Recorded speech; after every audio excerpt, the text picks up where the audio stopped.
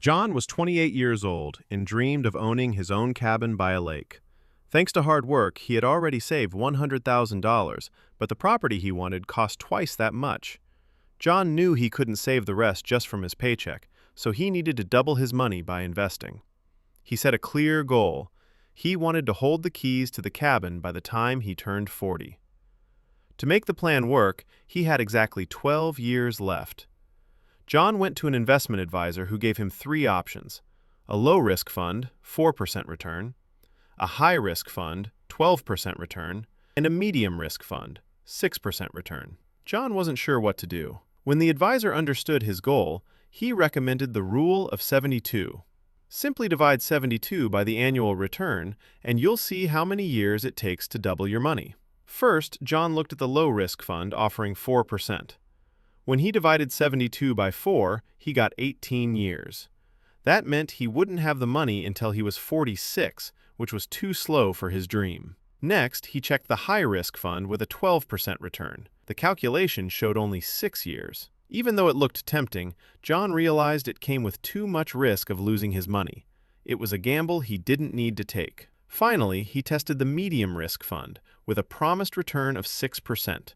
The result was 12 years. That matched the time he had left exactly. John had found the winner. This investment was safe enough and timed perfectly, so he chose the middle ground, and at 40, he was already calmly fishing at his cabin. Years flew by, and John spent many happy weekends fishing at his cabin. But as he celebrated his 50th birthday, he started thinking about the next big chapter: retirement.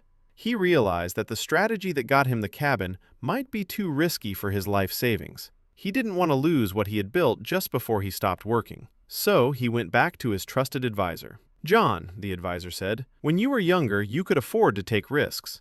If the market crashed, you had time to wait for it to recover. But now, you need to protect your nest egg. It's time to use the rule of 100. Simply take the number 100 and subtract your age. The result is the percentage of your money you should keep in stocks. That's the risky part that grows. The rest should go into bonds. That's the safe part that stays stable." John did the math immediately. He took 100 and subtracted 50. The result was 50. "So," John said, "I should have 50% in stocks and 50% in bonds?" "Exactly," the advisor nodded. "Think about it. When you were 20, the rule would say 80% in stocks. You were young and could handle the wild ride. But now that you are older, you need more stability. As you age, you gradually move more money into safety." John liked the logic. It wasn't just a guess, it was a plan that moved with him through life.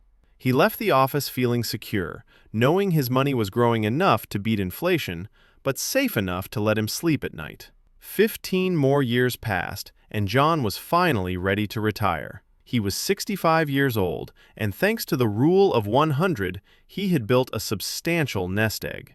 But as he looked at his bank account, a new fear hit him: the fear of running out of money. He wasn't sure how much he could spend to ensure he wouldn't outlive his savings, yet still enjoy his retirement. He paid one final visit to his trusted advisor, who introduced him to the 4% rule. It's a guideline to make sure you never outlive your money. In the first year of your retirement, you withdraw exactly 4% of your total savings.